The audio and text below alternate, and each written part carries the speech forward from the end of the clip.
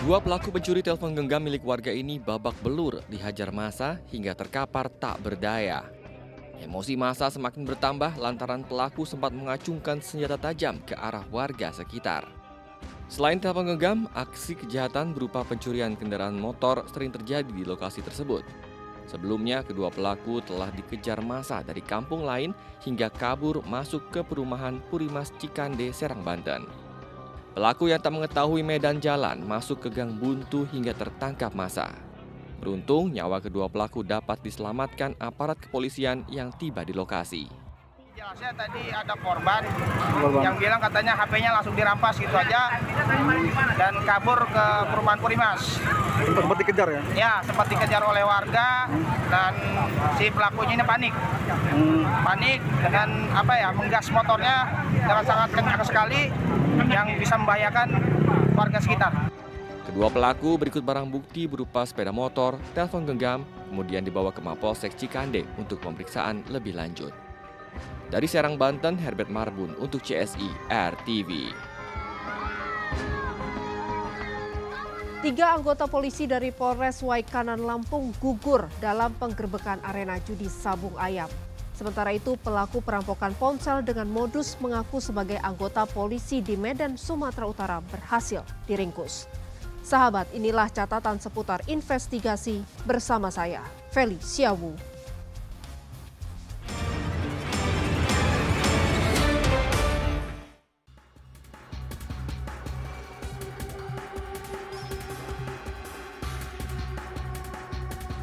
Pekan lalu, video perampokan ponsel dengan modus mengaku-ngaku anggota polisi menjadi viral di media sosial. Aksi perampokan ini dilakukan 4 orang yang berboncengan sepeda motor dan menyasar sejumlah pengendara yang melintas di Jalan Ngumban Surbakti, Kecamatan Medan Selayang, Kota Medan, Sumatera Utara. Para pelaku memaksa 2 pengendara motor ini untuk menepi ke pinggir jalan yang sedikit sepi. Berpura-pura menuduh pengendara sebagai pelaku begal, para pelaku pun membawa kabur 2 unit ponsel.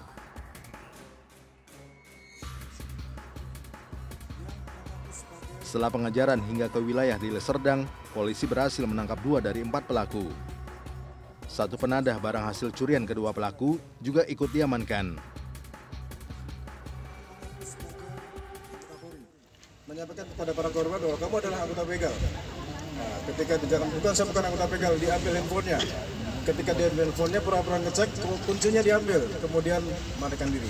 Sudah berapa melakukan, yang pasti lebih dari 10 kali, ya, TKP-nya di mana saja akan kita dalami. Kedua tersangka kini masih menjalani pemeriksaan penyidik untuk mengejar 2 rekannya yang masih dalam persembunyian. Dari Medan, Sumatera Utara, Wahyu Maulana untuk CSI RTV. Seorang penjual martabak meninggal dunia di Jalan Raya Jogja Solo, Klaten, Jawa Tengah setelah ia dan gerobak martabak miliknya ditabrak oleh mobil box. Kerasnya benturan membuat kabin mobil box ringsek dan menjepit sopir.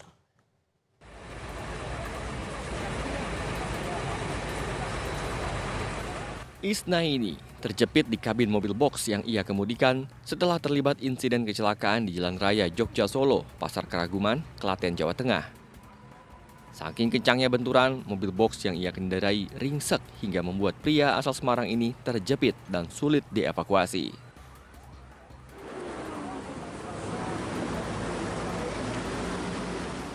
Mobil box yang dikendarai oleh Isna ini menabrak gerobak martabak yang berada di pinggir jalan. Ibu penjual martabak yang bernama Sopiah pun meninggal di lokasi kejadian, sedangkan suaminya terluka di bagian kaki. Ya kencang banget sih Pak. Iya. Korban berapa Bu? Korbannya ini tadi yang jual martabak 2 bapak sama ibu sama istri itu, sama sopir sama keneknya aja. Kondisinya tadi ini ada kabar sih ibunya yang jualan martabak tadi meninggal katanya Pak. Tapi kalau bapaknya patah kaki. Mobil tersebut dari arah Jogja menuju Klaten berniat untuk menyeberang media jalan karena searah di depannya ada KBM tak dikenal dan kaget sehingga hilang kendali.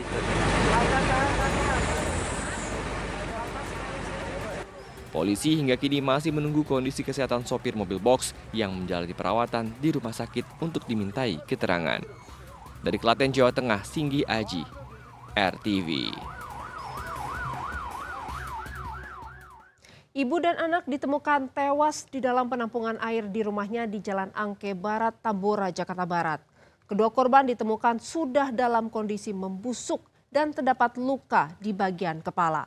Sahabat, inilah liputan mendalam CSI. Utang piutang berujung nyawa melayang.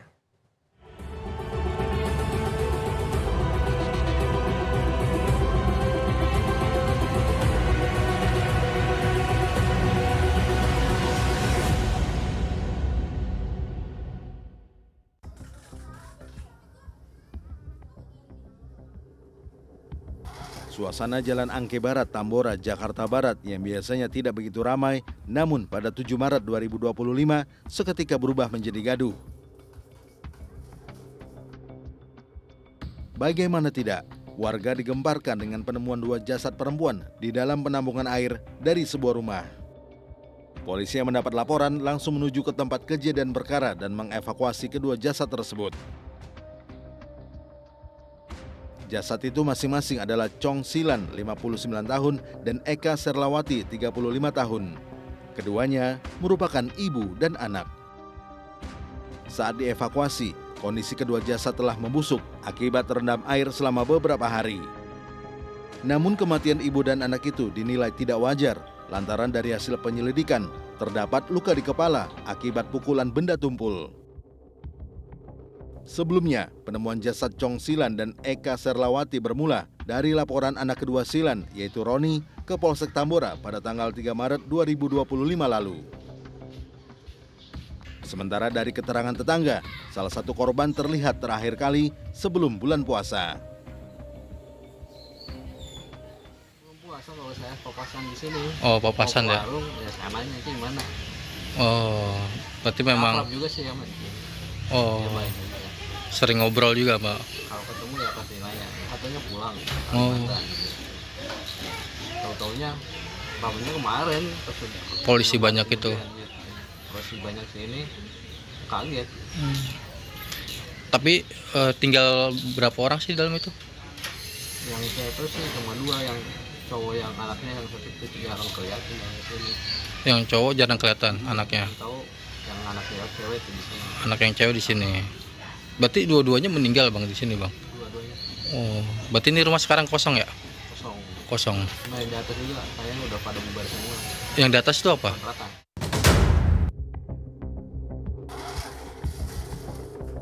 Polisi kini berpacu dengan waktu untuk mengungkap kasus ini dengan mencari siapa orang yang bertanggung jawab membuang jasad kedua perempuan itu ke penampungan air. Dari Jakarta, Reza Heri Pamungkas untuk CSI, RTV. Tim liputan memutuskan untuk mendatangi tempat kejadian perkara untuk mengetahui apa yang sebenarnya terjadi. Dari penelusuran itu diketahui korban sering diantar oleh seorang pria saat pergi keluar rumah.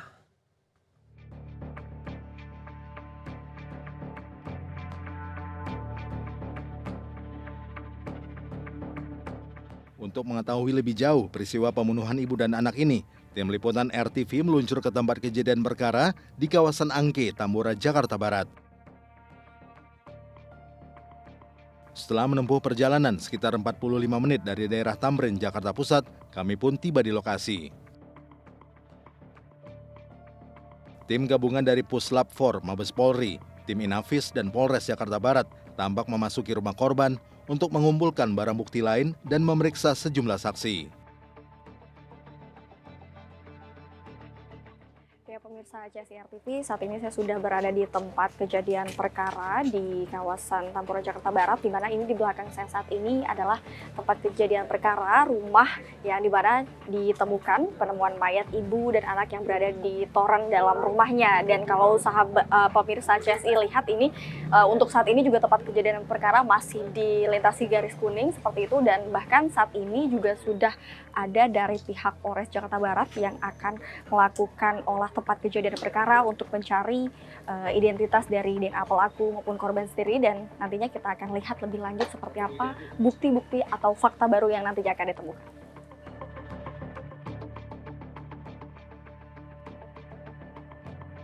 Di lokasi kejadian, kami juga bertemu dengan Ketua RT setempat. Dirinya dan warga tak menyangka ibu dan anaknya itu tewas dengan cara yang mengenaskan. Saya dari kabar dari itu IG, dia hilang. Oh, yang hilang 2, Roni pun, si R pun anaknya langsung lapor polisi. Iya, itu saya di WA 10:30 suruh ke belakang. Bu RT minta tolong bisa ke rumah kah, pas ke belakang udah ramai polisi. Saya juga kaget, aduh ada apa nih, kata saya, jangan-jangan tinggal nama, kata saya. Kata polisi, iya ada mayat di dalam. Kaget saya juga.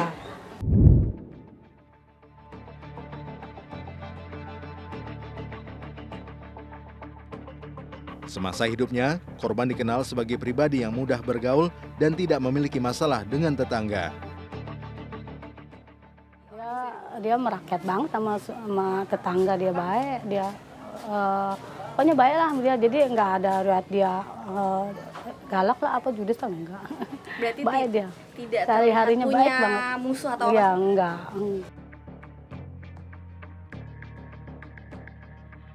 Namun yang menarik, orang yang disinyalir ada hubungannya dengan peristiwa ini diketahui sering mengantarkan korban saat berpergian. Justru saya baru lihat pas ada di Kapolres, saya kemarin ketemu satu ruangan, saya juga kaget. Saya baru lihat soalnya nggak ngerti, saya juga soalnya bukan orang sini. Bukan orang sini. Iya, walaupun dia kan katanya suka nganter Sinci, itu pun janjiannya di kadang naik ojek ke sono, kadang di apa, itu di sono dekat pabrik payung gitu.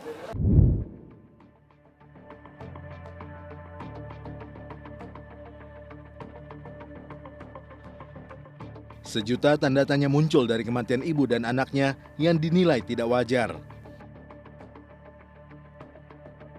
Bukti baru dan keterangan saksi membuka segala kemungkinan demi menyingkap tabir misteri kasus ini.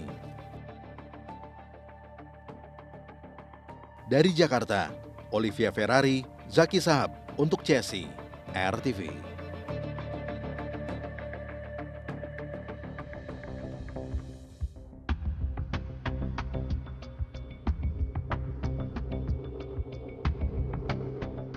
Saat itulah pelaku merasa tersinggung, merasa emosi.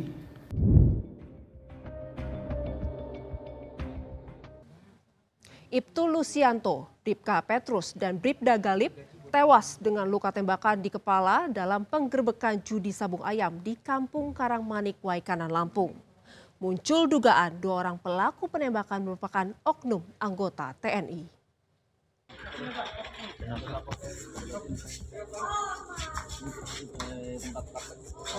3 jenazah personil Polsek Negeri Batin, Waikanan gugur dalam tugas.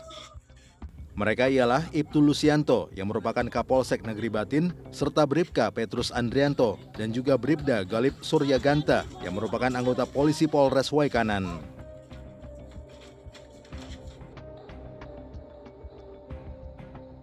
Ketiganya meninggal dunia setelah ditembak oleh orang tak dikenal saat hendak menggerebek lokasi judi sabung ayam yang berada di Kampung Karangmanik, Kabupaten Waikanan, Lampung. Polri berduka mendalam atas gugurnya dalam tugas personil terbaiknya dalam menjalankan tugas dengan sebaik-baiknya sebagai abdi masyarakat. Sejauh ini Polda Lampung dan Polres Waikanan telah memberikan dukungan dan bantuan terhadap polisi.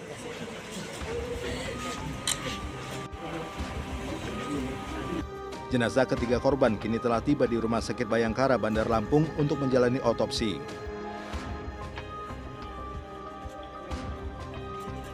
Dari informasi yang didapat dan foto-foto kejadian yang beredar, ketiga korban mendapatkan luka tembakan yang fatal, yaitu di bagian kepala.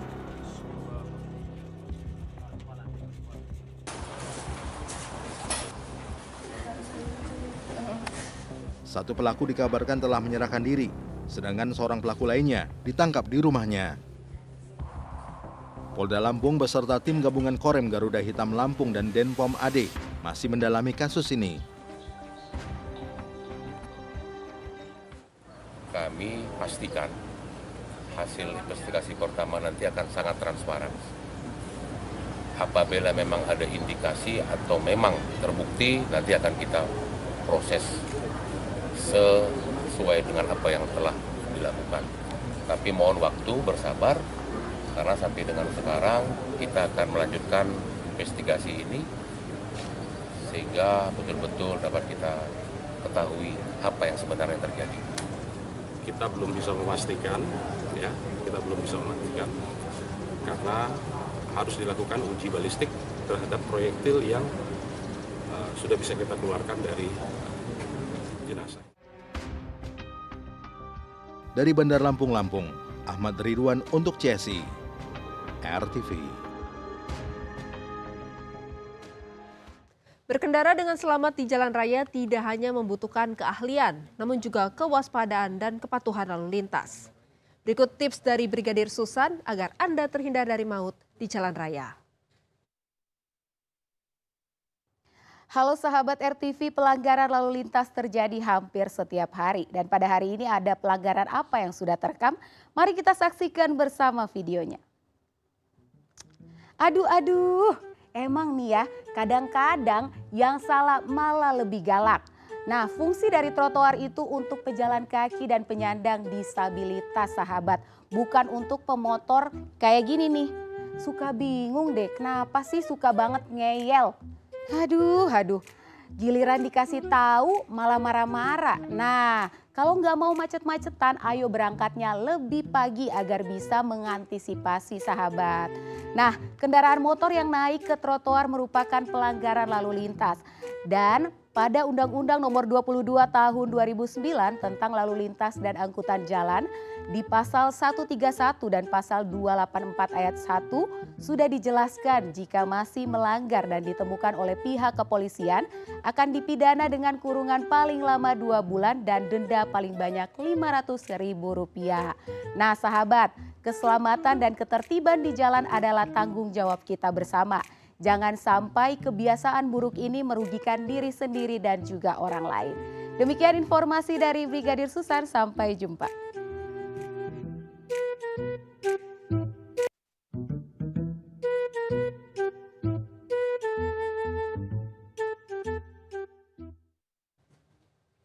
Seorang ayah di Nusa Tenggara Barat tega menganiaya anak kandungnya menggunakan sapu hingga senjata tajam.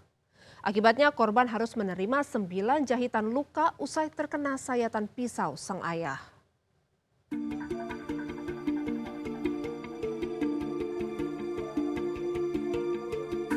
Aksi sadis seorang ayah menganiaya anak kandungnya yang berusia 10 tahun terekam kamera CCTV toko tempat terjadinya penganiayaan itu. Pelaku secara brutal memukul dengan sapu hingga mendaratkan pisau di tubuh sang anak. Meski tubuh anak kandungnya sudah tersungkur bahkan nyaris pingsan, pelaku masih saja menendangi tubuh korban. Akibatnya korban harus mendapatkan 9 jahitan luka di tangannya karena terkena sayatan pisau. Sementara pelaku kini sudah diamankan ke Mapolsek Jonggat dan ditetapkan sebagai tersangka. Penganiayaan itu berawal dari penagihan kekurangan pembayaran daging sebesar Rp400.000 dari seorang penjual kepada pelaku. Padahal uang pembayaran tersebut telah ia titipkan kepada anaknya. Uang itu tidak diserahkan sama anaknya. Bu Idanya pun lagi belum nyampe, dicarilah anak ini. Ditanya anak ini katanya nggak ada uang. Mengetahui anaknya jawab nggak ada uang, bapaknya langsung emosi mukul anak ini dengan sapu. Sehingga sapu ini patah jadi 3. Setelah itu anak ini lari ke TKP yang ada CCTV-nya itu di kios. Di kios dikejar oleh bapaknya sambil membawa pisau. Akibat perbuatannya, kini pelaku dijerat dengan pasal tentang perlindungan anak dengan ancaman hukuman maksimal 15 tahun penjara. Dari Lombok, Nusa Tenggara Barat, Sofiana untuk CSI, RTV. Kejahatan selalu ada di sekitar kita dan kewaspadaan menjadi satu-satunya cara menghindarkan diri dari bahaya. Saksikan catatan seputar investigasi setiap Senin hingga Jumat pukul 23.00 waktu Indonesia Barat. Dan jangan lupa subscribe akun YouTube Catatan Seputar Investigasi untuk mendapatkan informasi kriminal lainnya. Saya Felicia Bu, terima kasih dan sampai jumpa.